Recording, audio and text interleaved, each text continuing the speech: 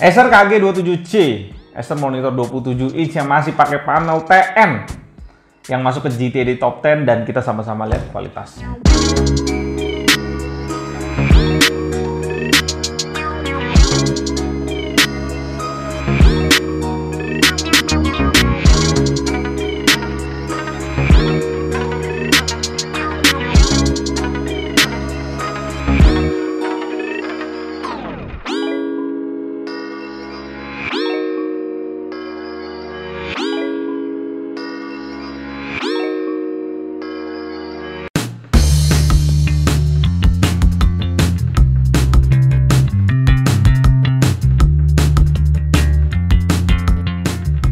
Selamat datang di GTA di channel paling canggih di 2020. Kita ucapin dulu terima kasih untuk Acer yang kirimin monitor ini ke kita untuk di-review dan dimasukin ke peperangan GTA di top 10 sekalian di giveaway buat kalian. Pastiin kalian gak lupa klik tombol lonceng biar gak ketinggalan eventnya.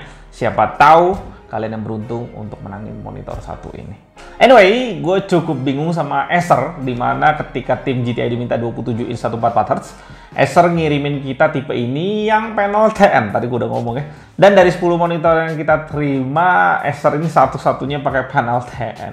Mungkin ini tipe terbaiknya Acer ya, di 27 inch, tapi kalau gue searching-searching di YouTube ya, monitor-monitor ini udah pernah di-review sekitar tahun 2018-an lah ya. Jadi kita asumsi monitor ini 2 sampai 3 tahun launch ya, karena udah masuk 2021. Dus-nya buat gue sih biasa aja. Yang menarik mungkin cuma Acer di sini yang dus-nya ditulis ada bahasa Indonesianya, ada tulisan komputer lebar 27 inch 69 cm. Asal buat kalian tahu aja, ngerubah dus khusus buat monitor ke Indonesia sih cukup makan kos ya setahu gua. Iya, kita langsung aja masuk ke aksesoris yang dikasih di monitor ini. Yang pertama kabel power tanpa adapter, jadi adapternya ada di dalam monitornya. Manual book yang pasti kita cuekin dan di sini diplastikin bareng sama kabel audio jack. Satu kabel HDMI, satu kabel DisplayPort, dan uniknya di sini masih kasih ke kita satu kabel DVI digital dual link. Tapi tetap ya, kabel ini nggak bisa deliver sound ke monitornya. Ya seperti tadi gue udah bilang, ini monitor cukup lawas dan kalau lu lihat launching monitor baru-baru ini di segmen segini gitu ya, udah nggak ada kabel DVI lagi. Di sini kaki yang dikasih ke kita kecil tapi cukup padat dan kita bisa langsung tahu di sini nggak ada ergonomic stand sama sekali dan cuma bisa tilt. Dan untuk stand di sini untuk kelas 27 inch sih kerasa kopong banget. Walaupun pas kita balik ini kelihatan kayak besi gitu ya, tapi pas lu pegang lu tahu kalau ini besi yang murah banget. Untuk kakinya kita slide in tanpa baut dan untuk standnya kita pasang pakai satu baut dan ada yang lucu di sini. Nah, kalau untuk setiap monitor gue pegang-pegang sih kalau lu kiri kanan dia agak sedikit goyang-goyang kayak gini. Itu normal lah.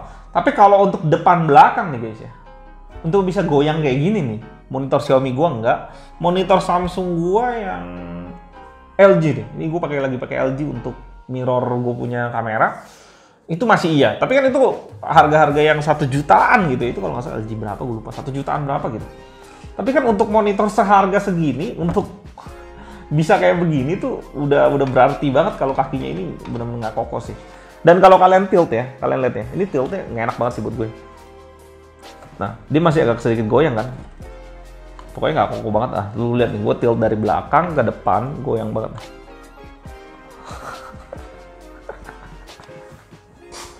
Ya sudahlah. Dan ya itu bisa terjadi karena body monitornya itu berat banget dan nggak diimbangin sama kualitas kaki yang setara ya. Selain dari goyang-goyang itu juga guys ya, karena ini model tipe V ya udahlah, udah pasti gampang banget jatuh. 1 jari bisa.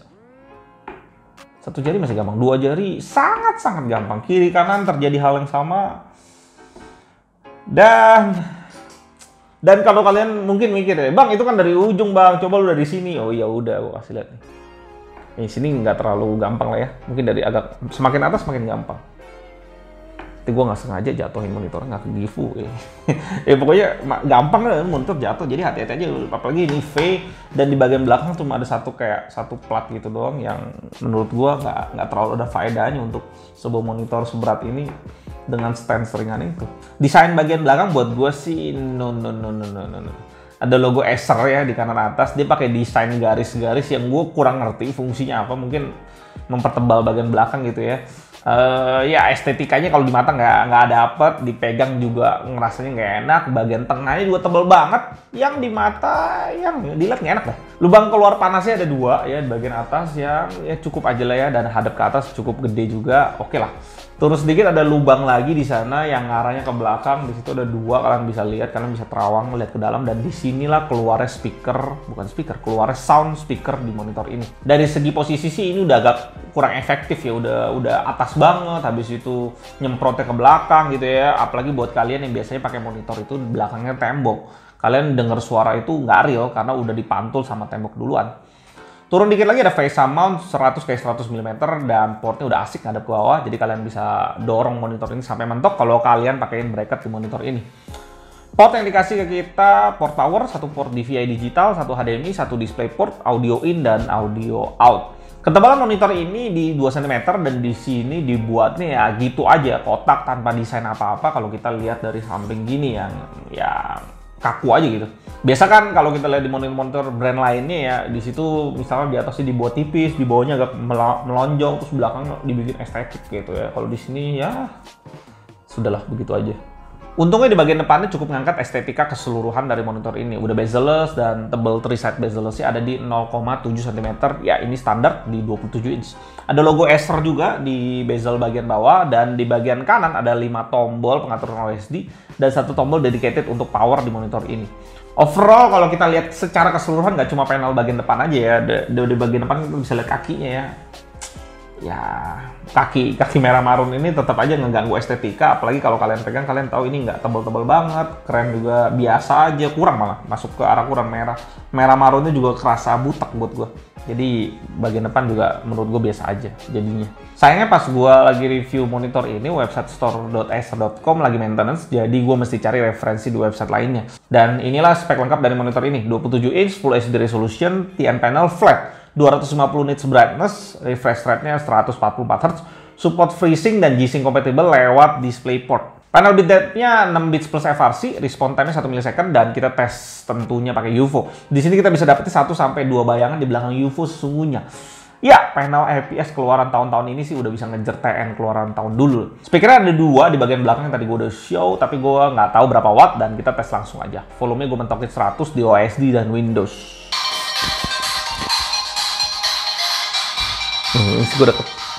Mesti gue deketin guys.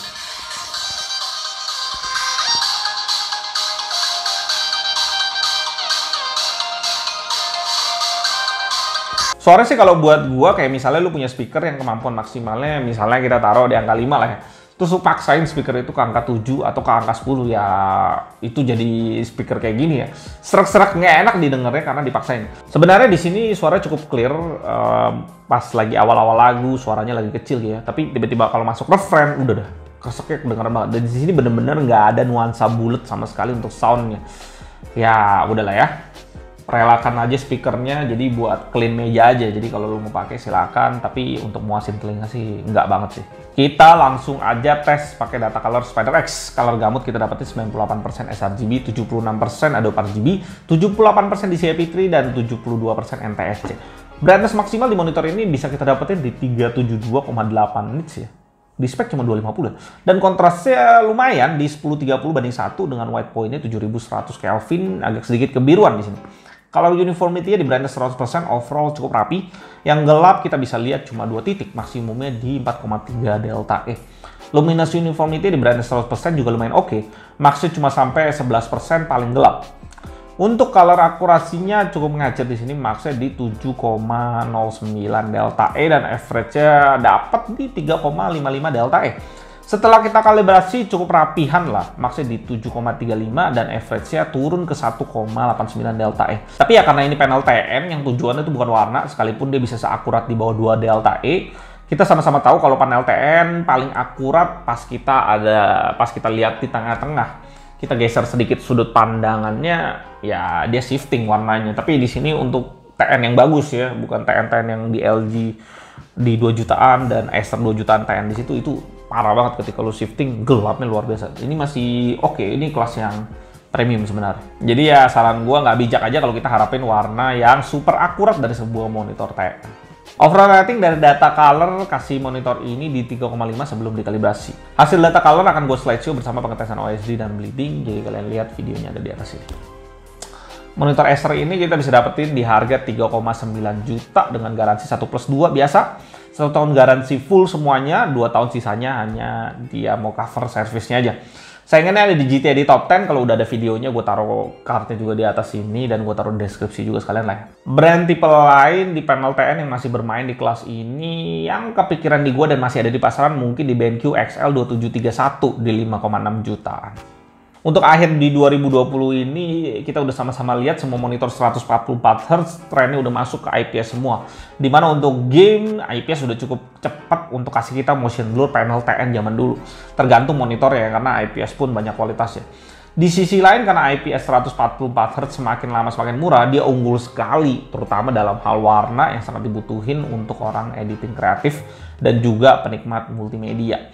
Dan sekarang ini kayaknya untuk panel TN lebih populer di kalangan 240Hz dan memang ketika kalian mau memuaskan jiwa kompetitif dan mengasah skill kalian pastinya akan langsung ngelirik 240Hz monitor. Walaupun di mata kerasa perbedaannya cukup dikit ya antara 144Hz ke 240Hz. Tapi latency yang terjadi akan semakin minimum yang secara nggak langsung berpengaruh dengan aim dan respon gerakan kalian di game.